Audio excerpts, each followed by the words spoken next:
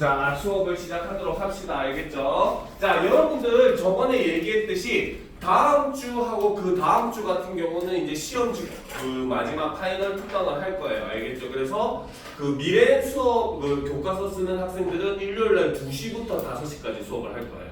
알겠습니다. 그때 일정을 그때 조율해봤더니 2시, 5시가 제일 베스트긴 했었죠. 그렇죠? 그래서 2시, 5시에 수업을 할 거니까 우리 학생들 못 들었다는 소리 하면 안 돼요. 알겠습니까?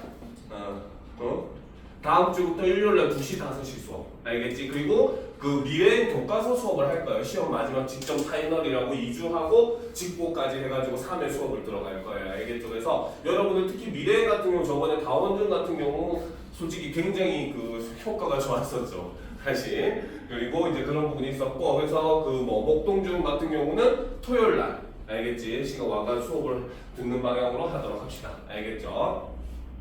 자, 그러면 오늘은 이제 그 문학, 그 여러분들 파이널 들어가기 전에 어떻게 보면 이제 마지막 수업인데, 자, 1시 부분에부터 시작을 하도록 합시다. 알겠죠? 자, 준비됐습니까? 그죠? 자, 89페이지 펴도록 합시다.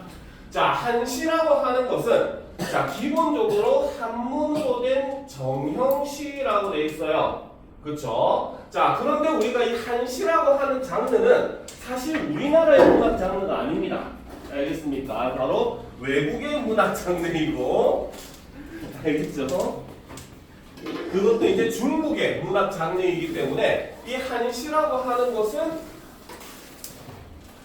사실 우리나라의 문학하고는 별개로 조금 진행이 되는 그런 부분이 있습니다. 알겠죠? 그래서 이 한시 같은 경우는 가장 대표적인 한문 문학의 대표적인 장르다라고 보시면 됩니다. 자, 그럼 봅시다. 자, 그래서 이 한시는 한문을 배운 지배층을 대상으로, 그렇죠? 지배층을 중심으로 하여 창작이 되었으며 통일신라 이후에 활발히 창작되었다라고 되어 있죠. 가장 대표적으로 통일신라 시대에 한시를 썼었던 작가, 여러분들 고등학교 때는 꼭 배우는 작가인데 바로 최치원 같은 사람이 있습니다. 알겠습니까? 최치원의 이제 호가 해운이에요. 알겠죠? 부산의 제일 유명한 바닷가가 해운대잖아, 그렇지? 그 해운대가 바로 최치원의 호에서 온 말입니다. 알겠습니까? 자, 그래서 한글 창제 이후에는 중국의 한시를 우리말로 풀어 쓴 언해가 등장하였다라고 했지만 사실 이 언해라고 하는 것은 중국의 한시를 우리말로 번역한 겁니다. 알겠습니까? 그래서 언해는 바로 중국의 한시를 훈민정음으로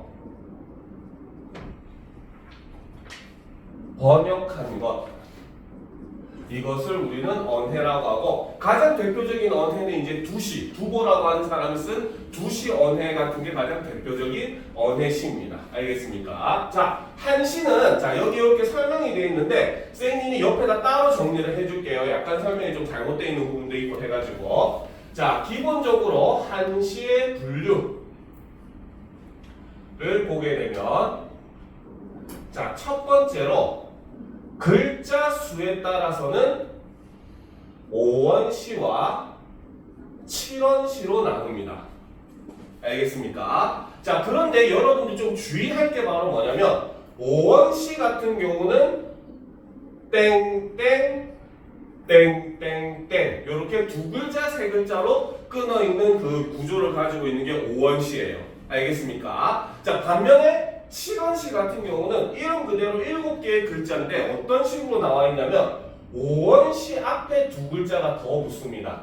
그래서 땡땡땡땡땡땡땡 이런 구조를 가져요. 알겠습니다. 구조 자체가 끊어 있는 게 5원시 같은 경우는 두 글자, 세 글자, 7원시 같은 경우는 네 글자, 세 글자로 끊어 있습니다. 알겠습니까? 그래서 이런 구조가 다릅니다. 자, 그리고 두 번째, 행의 수에 따라서 나누게 되면은 절구와 율시로 나누게 됩니다. 알겠죠? 자, 절구 같은 경우는 총 4행, 4개의 행으로 이루어진 시를 우리는 절구라고 하고, 율시라고 하는 건 총 8행의 시, 8개 줄로 이루어진 시를 우리는 율시라고 이야기합니다. 알겠죠? 자, 그런데 솔직하게 얘기를 하면 한시의 규칙성이라고 하는 건 굉장히 여러분들이 상상도 못할 정도로 빡세요. 알겠습니까? 어느 정도냐면 현재 한문문학을 연구하는 교수들 중에서도 한시를 쓸 수 있는 사람이 없어요.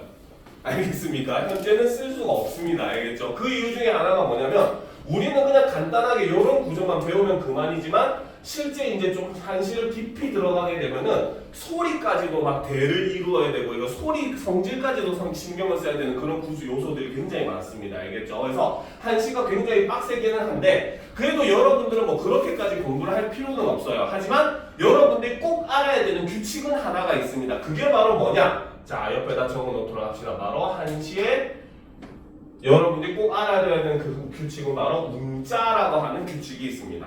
알겠습니까? 알겠죠? 자, 운자라고 하는 거는 바로 뭐냐면 자, 절구의 경우 4줄짜리였죠. 그쵸? 절구의 경우는 1, 2, 4행 그런데 1행은 맞춰도 되고 안 맞춰도 됩니다. 이거는 좀 자유예요. 알겠죠? 근데 개인적으로 짓는 경우에는 1행까지 맞추는 경우가 좀 많습니다. 알겠죠? 자, 그 다음 율시의 경우는 2, 4, 6, 8행의 마지막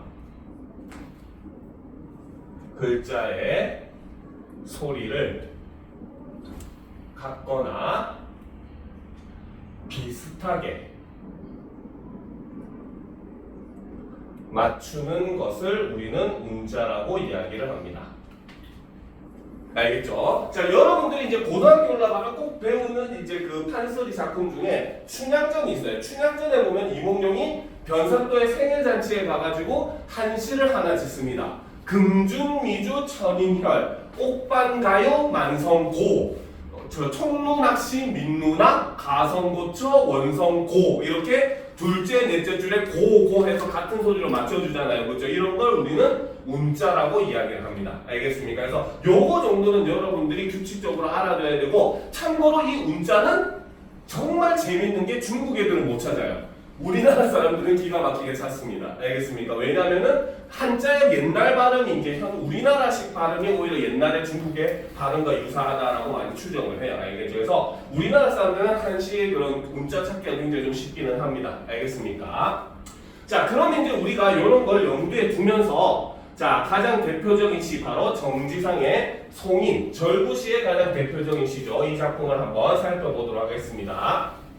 자, 아까도 얘기했지만 이 한시는 한문으로 쓰여지는 게 가장 기본적인 원문의 요 모습이에요. 알겠죠? 자, 그런데 첫 번째 줄에 보면은 맨 마지막에 글자가 다, 마늘 다자를 쓰고 있죠. 그죠? 그 다음 두 번째 행의 마지막 글자가 노래 가자를 쓰고 있습니다. 알겠습니까? 그 다음에 네 번째 줄의 마지막 글자가 물결 파자를 쓰고 있어요. 그래서 다, 가, 파 발음이 어때요? 전부 다 비슷하잖아요. 그죠? 종성이 없고 중성이 아로 끝나는 거지. 그래서 여기 동그라미 친 거를 우리는 뭐라고 한다? 운자라고 이야기를 합니다. 알겠습니까? 자, 이 정지상의 송이는 가장 대표적인 고려 한시입니다. 알겠죠? 고려 시대에 쓰인 작품이에요. 자, 그러면 내용을 한번 보도록 합시다. 자, 비겐 긴뚝에 풀빛이 고운데라고 되어 있죠. 자, 풀빛이 고운데. 자, 여기서 풀빛이라고 하는 풀의 색깔이라고 했기 때문에 우리는 여기서 시각적 이미지가 사용되고 있다라는 걸 볼 수가 있죠. 자, 그리고 막 비가 그쳤어. 그래서 풀에 빛방, 물방울이 막 맺혀가지고 반짝반짝 막 빛나고 있어요. 그렇죠? 그러니까 춥다고? 자연의 모습이 어떻게 보인다? 굉장히 아름답게 보인다는 거죠. 그래서 시각적 이미지를 통해서 바로 아름다운 자연의 모습을 이렇게 묘사를 하고 있습니다. 알겠습니까? 자, 지금 자연은 비가 막 그치고 굉장히 반짝반짝 빛나면서 아름답다는 거죠. 그렇죠? 자, 그런데 다음 줄을 봅시다. 자, 남포에서 인 보내며 화자는 지금 이 남포라고 하는 장소에서 인과 무엇을 하고 있다? 뭘 하고 있다? 인과? 그치. 오, 똑똑했어요. 그렇죠? 그러면 이 남포는 바로 이별의 공간이 되겠죠. 그렇죠. 그래서 남포에서 인 부르며 보내며 슬픈 노래 부르네. 자, 화자는 지금 사랑하는 사람과 이별을 하면서 슬픈 노래를 부른대요. 여기서는 바로 노래이기 때문에 청각적 이미지를 사용을 하고 있고, 화자는 지금 기분이 안 좋겠죠. 그렇죠. 바로 이별하는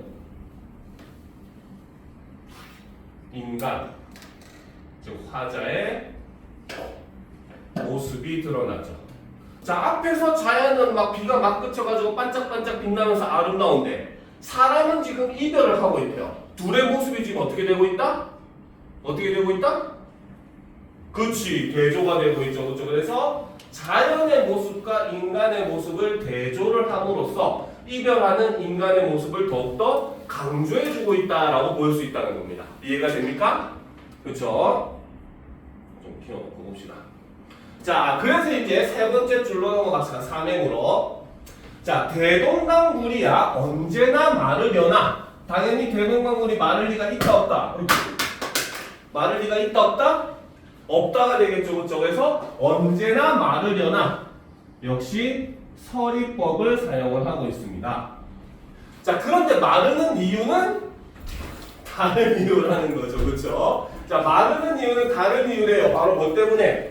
이별 눈물 해마다 푸른 물결에 보태나니, 내가 님과 이별한 게 너무 슬퍼가지고 매년 님과 이별한 날 이곳에 와서 눈물을 펑펑 흘릴 거니까 그 눈물이 강물에 들어가가지고 강물이 절대 마를 수 없다, 이렇게 얘기하는 거야. 그렇지? 마를 강물이면 눈물 몇 방울 더 한다고? 안 마르지 않겠죠. 그렇죠? 그러니까 여기서는 바로 뭐다? 이별 눈물 해마다 푸른 물결에 보탠다라고 하는 건 과장법을 사용을 하고 있는 겁니다. 그렇죠? 자, 그리고 올바른 문장 구조를 보면 이별 눈물 해마다 푸른 물결에 보태니 대동강물이야 언제나 마르겠는가 라고 해야 올바른 문장 구조가 될 거 아니에요. 그렇죠? 그래서 이 부분에서는 도치의 방법도 사용을 하고 있습니다. 알겠죠? 자, 그래서 밑에다가 여러분들 이 시는 요거 하나 꼭 써놔야 돼요. 알겠습니까? 하나 적어 놓도록 합시다. 자, 하나 써놓읍시다. 바로 송인의 특징을 우리가 살펴보게 되면 첫 번째는 바로 뭐다? 자연과 인간의 모습을 대조함으로써 바로 이별의 모습을 부각시켜주죠. 자, 그리고 두 번째 바로 도치, 과장, 서리를 통해서 이별의 슬픔을 효과적으로 형상화를 하고 있더라.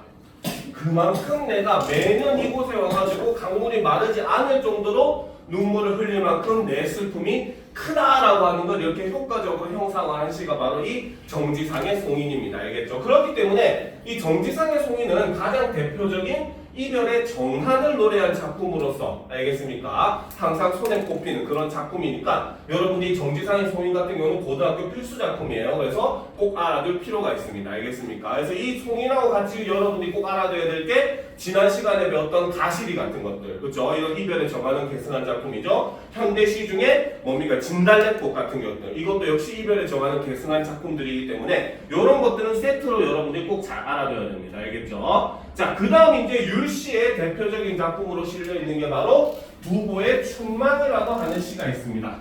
알겠죠?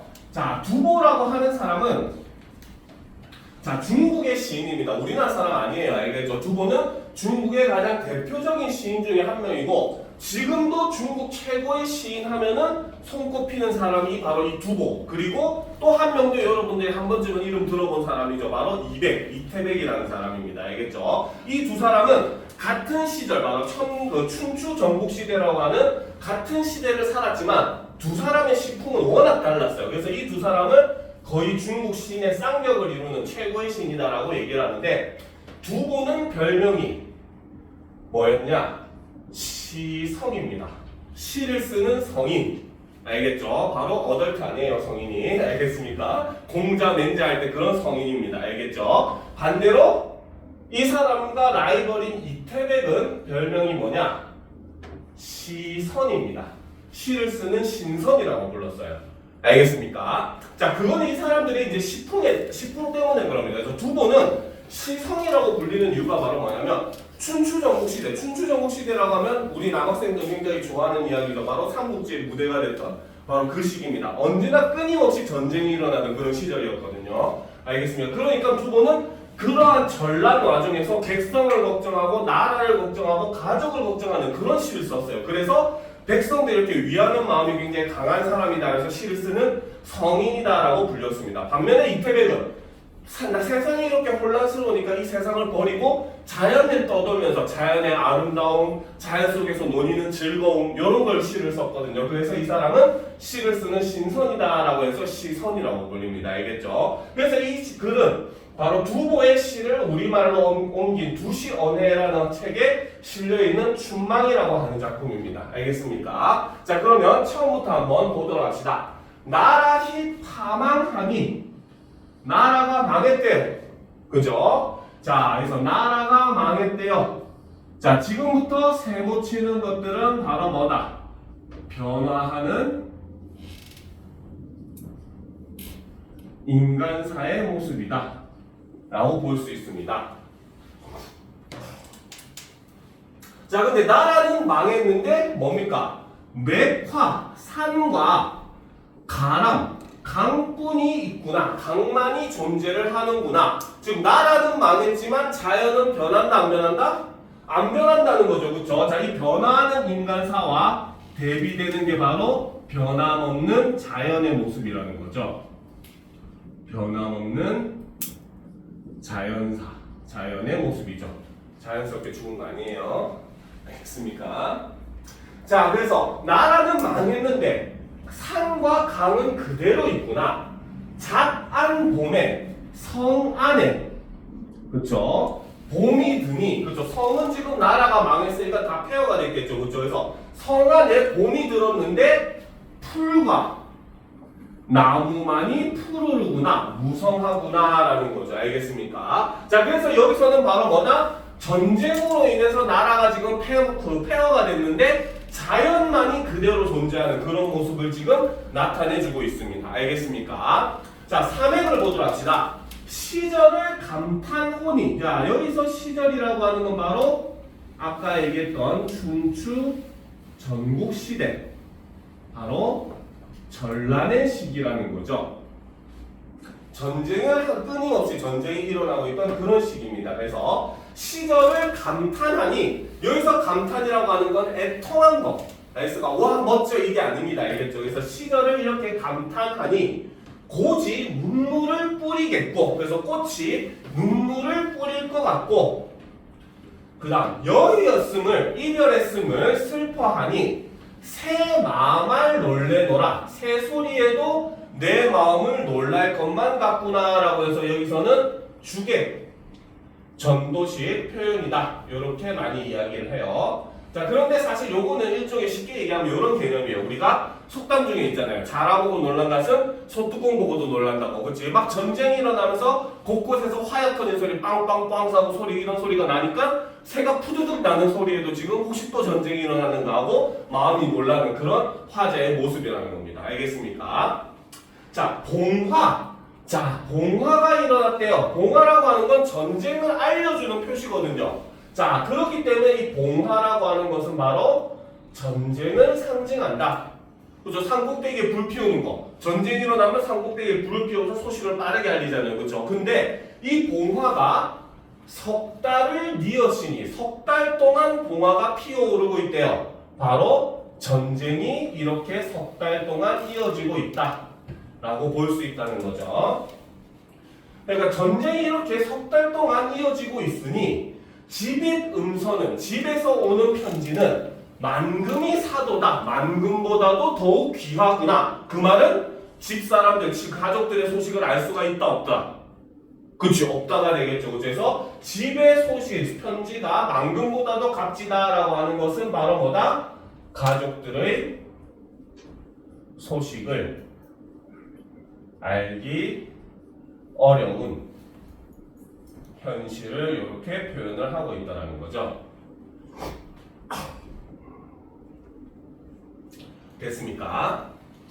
자, 그런데 이제 샌머리, 머리가 하얗게 새었대요. 백발이래요. 그렇죠? 항상 학생들한테 자, 여러분들 흰머리는 왜 생길까요? 하고 물어보면 아이들은 항상 늙어서요. 요즘 이렇게 대답을 하는데, 그지? 사실 우리가 고전 작품에서 흰머리가 나오는 경우는 사실 한 20, 30% 확률로 늙음을 나타내기도 하긴 합니다. 알겠죠? 대표적으로 탈로가 같이 이제 늙음을 한탄하는 노래에서는 그런 모습을 보이지만, 나라를 걱정하고 가족을 걱정하고 이런 걱정의 작품, 그 내용을 주제를 담고 있는 작품에서 하얗게 샌머리라고 하는 것은 바로 근심 걱정으로 인해서 하얗게 센 머리를 나타내요.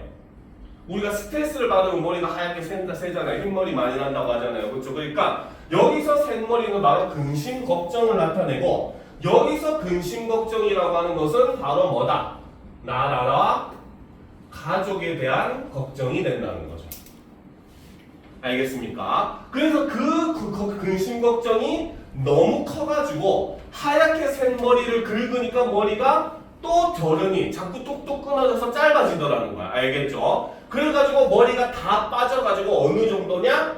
다 비녀를 이기지 못할 듯 하도다. 비녀 하나도 딱 이렇게 고정해서 꽂지 못할 정도로 머리가 새서 다 빠져버렸다, 이런 겁니다. 그만큼 나라에 대한, 가족에 대한 걱정이 어떻다? 굉장히 크다라고 하는 걸 이렇게 시각적 이미지로 표현을 했다는 거죠. 알겠습니까? 여기서는 늙어버렸다라고 했지만 사실 그런 의미가 아니에요. 알겠죠? 이거는 바로 뭐다?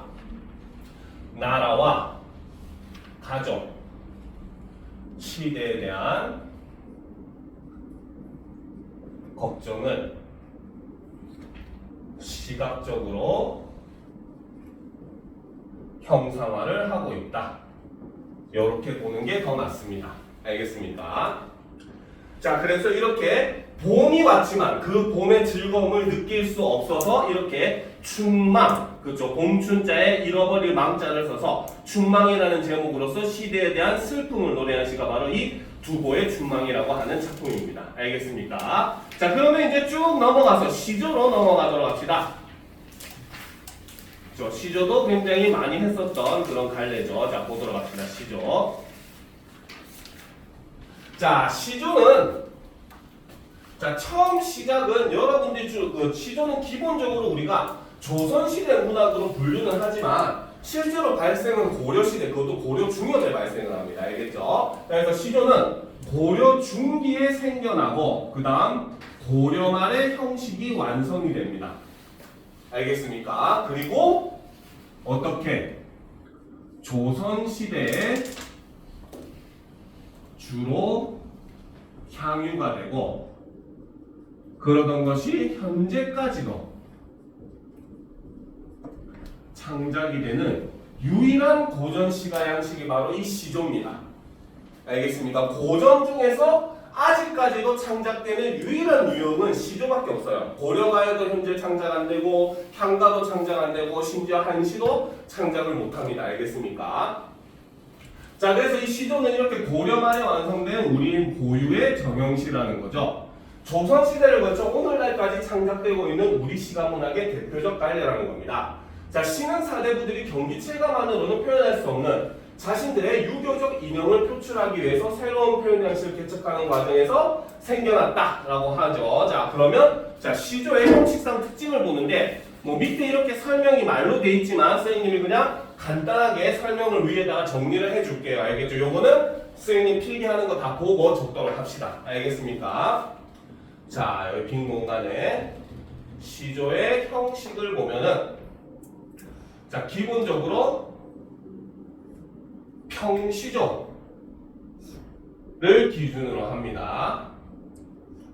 평시조를 기준으로 3장, 6구, 45자 내외의 형식을 취합니다. 알겠죠? 자, 글자 수는 3, 4, 3, 4, 3, 4, 3, 4, 3, 5, 4, 3 이렇게 글자 수를 취하고 첫 번째 줄을 우리는 초장, 그렇죠? 회 찍어 먹는 초장 아니죠?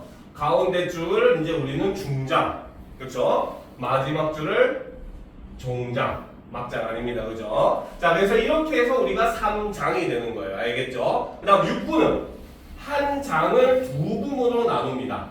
그래서 총 몇 덩어리? 하나, 둘, 셋, 넷, 다섯, 여섯 덩어리가 돼요. 알겠습니까? 알겠죠? 하지만 글자 수는 세 글자, 네 글자, 세 글자, 네 글자로 끊어 있는데 내외라고 했기 때문에 한두 자 정도 더하거나 빼도 상관이 없어요. 그래서 세 글자 자리에 네 글자가 들어도 되고 네 글자 자리에 뭐 두 글자나 여섯 글자 와도 상관없습니다. 근데 일반적으로 주로 쓰는 거는 세 글자 자리를 네 글자 자로 만들어서 네 글자를 반복되는 형식으로도 많이 씁니다. 알겠죠? 그래서 끊어 있는 거는 이렇게 한 줄을 네 번에 걸쳐서 끊어 읽어요. 그래서 가장 많이 쓰이는 글자 수에 따라서 기본적으로 우리가 3장, 6구, 그 다음에 3, 4조 내지는 4, 4조, 4음보 율격이다. 이렇게 얘기합니다. 알겠습니까? 그런데 아까 얘기했듯이 한두 자 정도는 가감을 해도 된다라고 하면 글자 수가 정해져 있는 게 아니지 않아요? 할 수 있지만 시조는 이 부분만은 무조건 글자 수가 고정이 되어 있어요. 알겠죠? 그래서 이 부분을 우리는 시조의 정형성을 보여주는 부분이다. 바로 여기서는 종장 첫 구는 글자 수가 고정이 됩니다. 알겠습니까? 요거 이제 적어 놓도록 합시다. 알겠죠? 이게 바로 시조의 가장 기본적인 형식을 나타내는 그림입니다.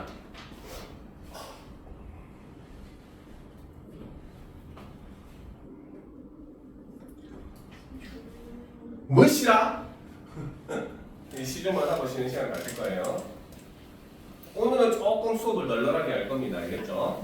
요 시조까지만 하고 문학 마무리 할 거고 문법은 그거 그 비유나 유보나 이런 것들 음운 변동까지만 또 마무리 할 겁니다. 알겠죠? 응? 정신이 없.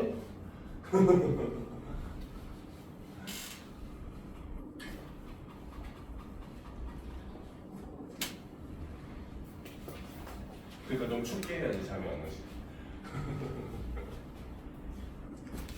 다 적었어?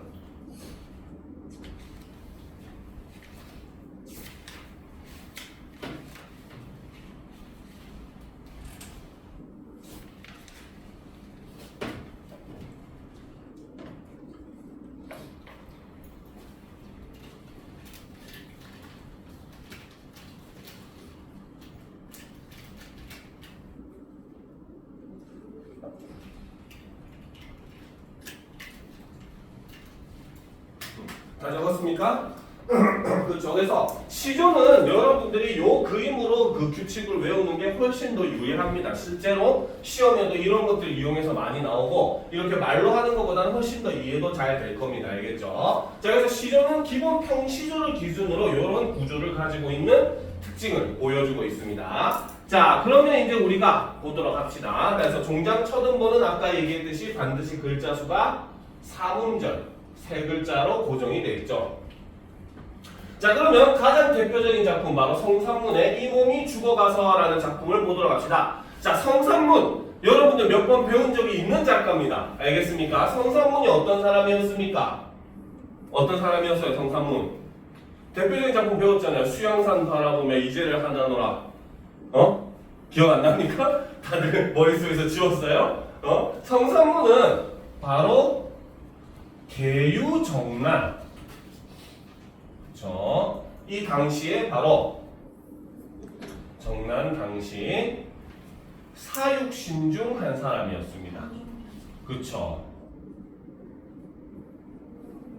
그래서 단종을 수양대군이 세종대왕의 그 셋째 아들이었던 수양대군이 자신의 이제 조카인 단종을 몰아내고 왕위를 잡는 과정에서 단종에 대한 영원한 충성심을 죽음을 또 죽음도 불사하면서 영원한 충성심을 노래했었던 6명의 신하, 죽음으로써 충성을 맹세했던 6명의 신하 중 한 명이었다는 거죠. 그래서 이 사람의 작품에서는 바로 그런 단종에 대한 충성심을 노래하는 내용들이 답니다. 그렇기 때문에 시대적 상황을 이해하지 못하고는 이 사람의 작품을 이해하기가 힘들어요. 알겠죠? 자, 그러면 처음부터 한번 보도록 합시다.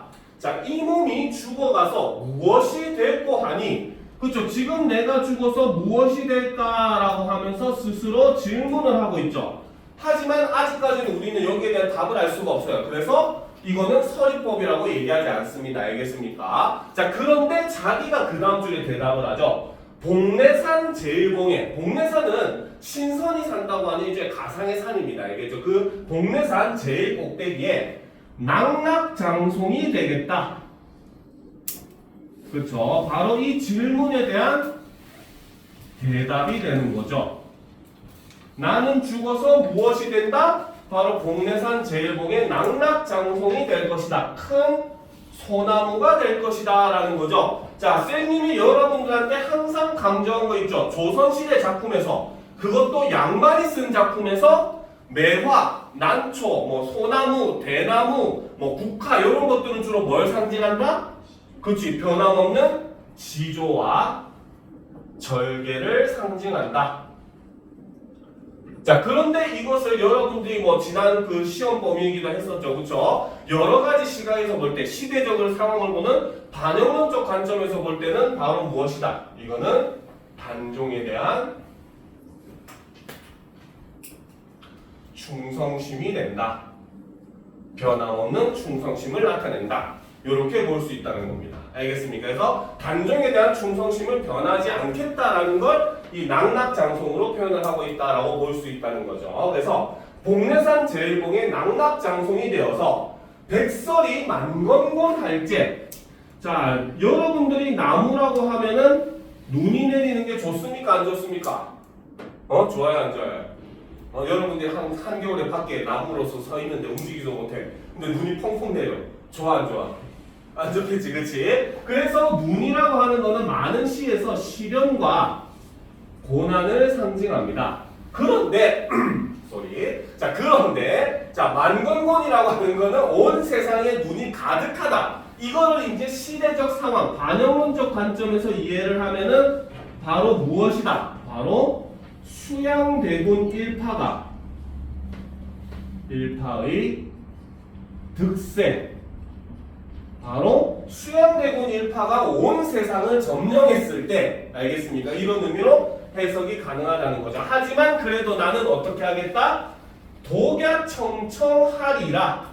홀로 푸르름을 유지할 것이다. 그래서 이 독야청청을 통해서 바로 뭐다?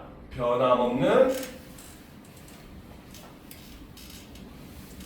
지조, 절개에 대한 하리라라고 했기 때문에 의지를 나타내는 표현이다 라고 볼 수 있다는 겁니다. 알겠습니까? 알겠죠? 그래서 자기가 스스로 묻고 그에 대한 대답을 이렇게 단계의 방식으로서 하고 있는 작품이 바로 이 몸이 죽어가서 라고 하는 작품입니다. 알겠죠? 그래서 문답의 방식을 사용하고 있고, 바로 수양대군 일파가 특세를 하는 시점에서도 변함없는 충성심을 노래한 작품이다 라고 볼 수 있다는 거죠. 알겠습니까? 자, 그 다음 페이지로 넘어갑시다. 자, 시조의 종류를 보게 되면은, 자, 기본적인 시조가 바로 우리가 일반적으로 알고 있는 아까 얘기했던 평시조입니다. 알겠죠? 자, 평시조 같은 경우는, 자, 기본적으로 3장 6구 45자 내외 의 형식을 취하고 있죠.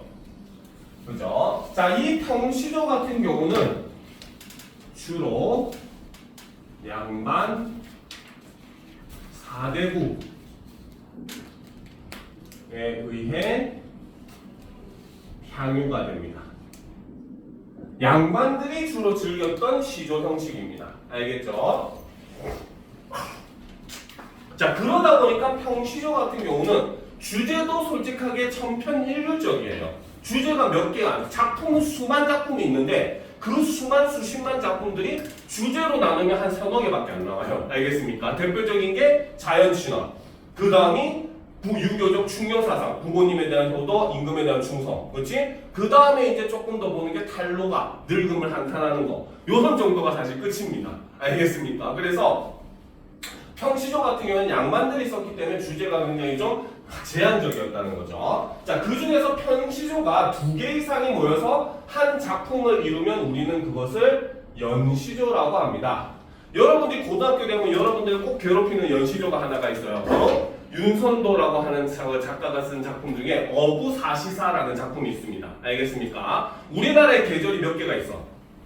4개가 있잖아요. 그렇죠? 어부사시사는 한 계절당 10수씩 총 40수로 이루어진 연시조입니다. 알겠습니까? 선생님이 예전에 가르쳤던 학생 이름 중에 윤선주라고 하는 학생이 있었거든요. 걔 조상이 윤선도였대요. 알겠죠? 그것을 공부할 때마다 항상 하는 소리가 우리 조상님은 왜 이딴 걸 써가지고 나를 괴롭히냐 이런 얘기를 하던데, 어쨌든 그런 연시조가 여러분들 이제 나중에 고등학교 되면 필수로 배우게 됩니다. 알겠죠? 자, 그런데 이제 이 평시조에서 어시조, 사설시조로 나아가는 대표적인 사건이 하나가 있습니다. 바로 임진왜란이라고 하는 사건이 있죠.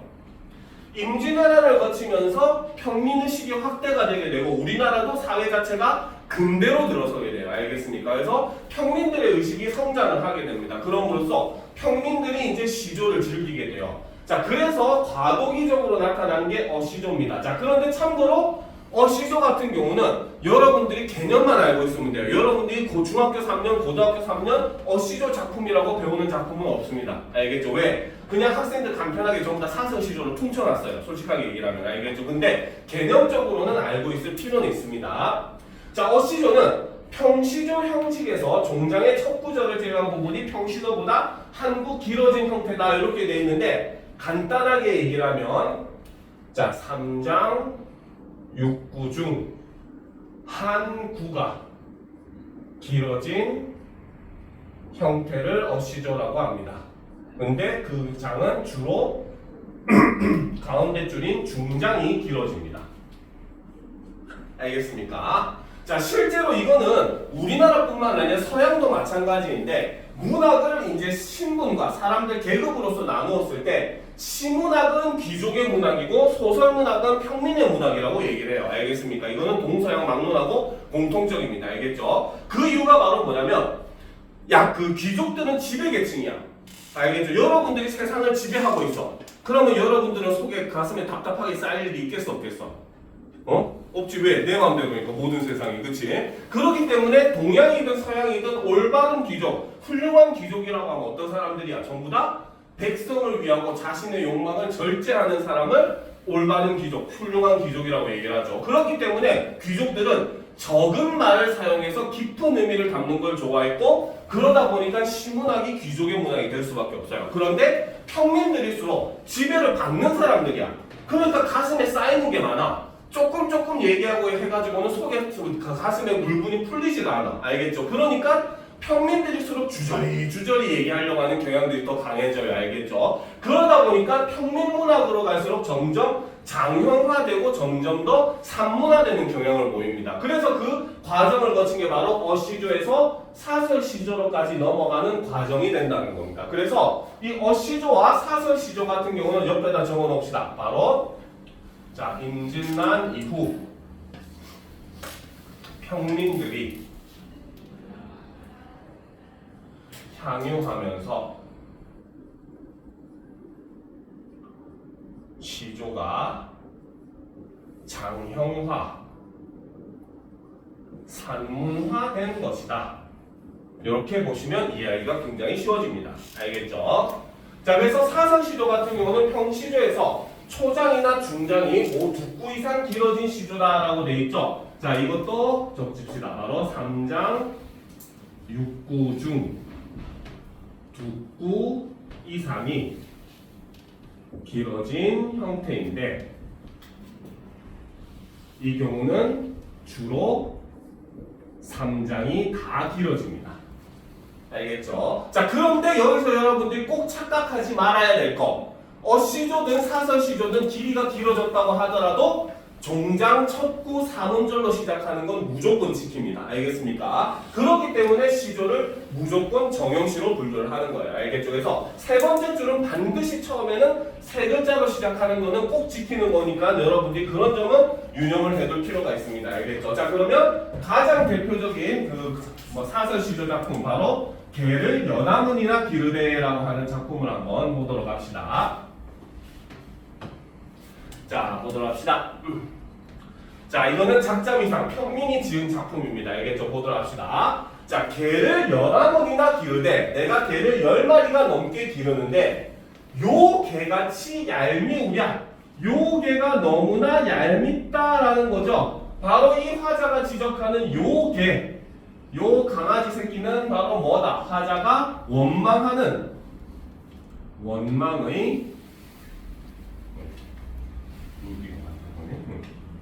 바로 원망의 대상이 되는데 솔직하게 얘기하면 이 원망은 표면적인 이유일 뿐입니다. 알겠습니까? 표면적인 원망의 대상이에요.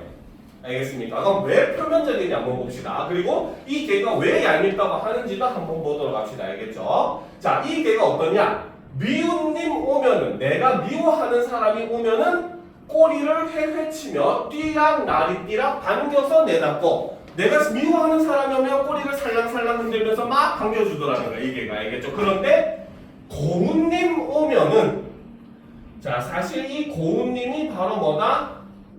화자가 그리워하는 대상이죠.